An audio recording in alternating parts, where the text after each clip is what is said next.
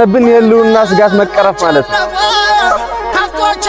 አርበኝነት ማለት እንዳረቡ ሰው ክርስቶስ እስከ መስቀሉ ጫፍ መድረስ ከሆነ በእኛ በዚህ ዘመን ባለን የነጻነት ታጋይ አርበኞች የመስቀላችን ጫፍ የህዝባችን የህልውና ደህንነት ማረጋገጥ ነው። ያለ ማድረግ ራስን መስጠት ያስፈልጋል። ገንዘብን መናቅ፣ ሀብትን መናቅ፣ ስግብግብነትን መናቅ፣ ምቾትን መናቅ፣ ከዚያም ራስን መስጠት፣ ለዓላማ ራስን መስጠት ከጓደኛ ቀድሞ መገኘትን ይጠይቃል።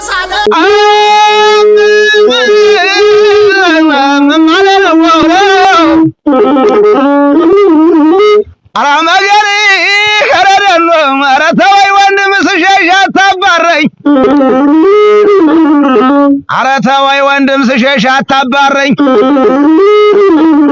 አንተማ በዛከውን የነበረው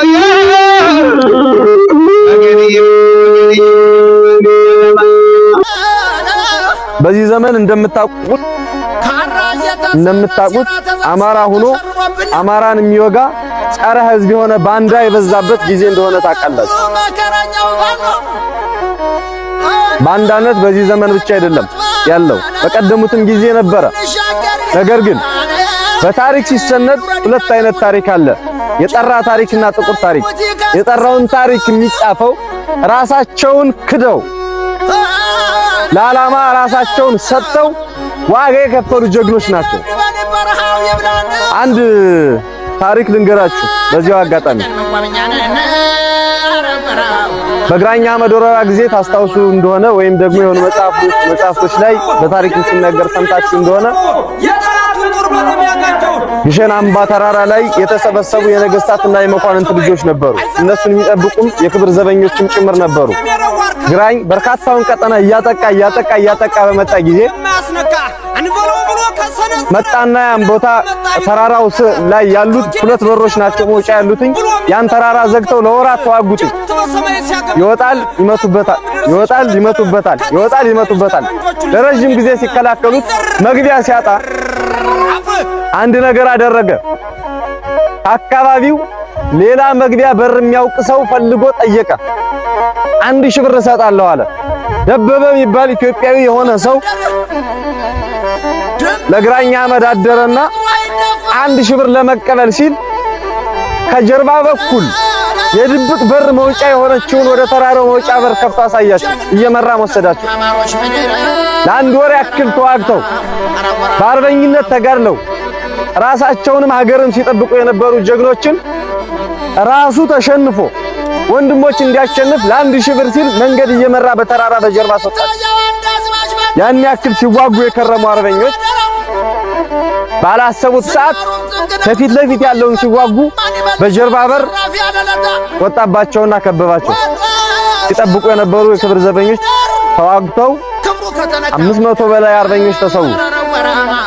እዚያ ተራራ ላይ የነበሩ የነገስታት ሚስቶች፣ የሹማምንት ሚስቶች ልጆች ነበሩ። እነኛን በሙሉ ያዙና ደፈሯቸው።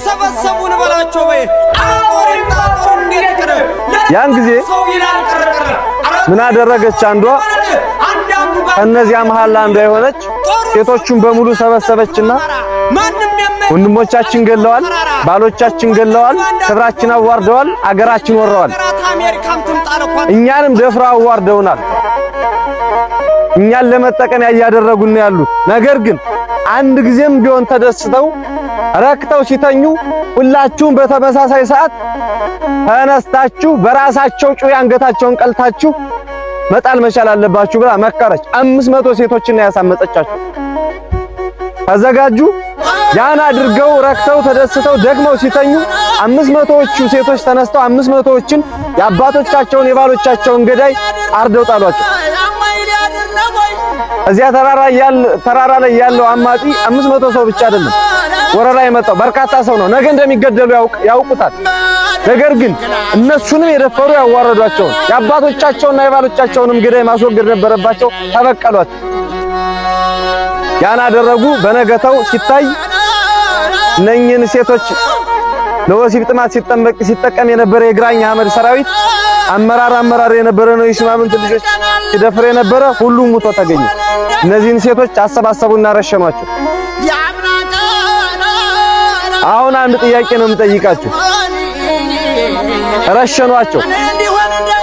እነዚያ ሰዎችም ተበሳጭተው ለወንድሞቼ ያልሆን ለወገኖቼ ያልሆን ለኛ አትጠቅምም ብለው መንገድ መርቶ ያመጣውን ሰውዬ 1000 ብር መስጠቱን ትተው እየመራ ባወጣቸው ተራራ ላይ ገደል ለቀቁት። አሁን ማን ነው ባንዳ ማን ነው አረኛ? ያቺ ሴት ወይስ ይሄ ወንድ? ደበበ ወይስ ሴቷ?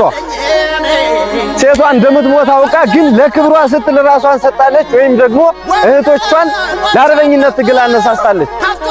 የሀገራቸውን ወራሪ ህዝባቸውንም ያንገላታ እነሱንም ክብራቸውን የገፈፈና የደፈራቸውን ተበቅላለች። ያ ወንድ ግን ለ1000 ብር ሲል መርቶ ወገኖችን አዋርዶ አስደፍሮ መሪዎችን አስገድሎ ያንን ብር ሳያገኝ በገደል ተወርውሯል።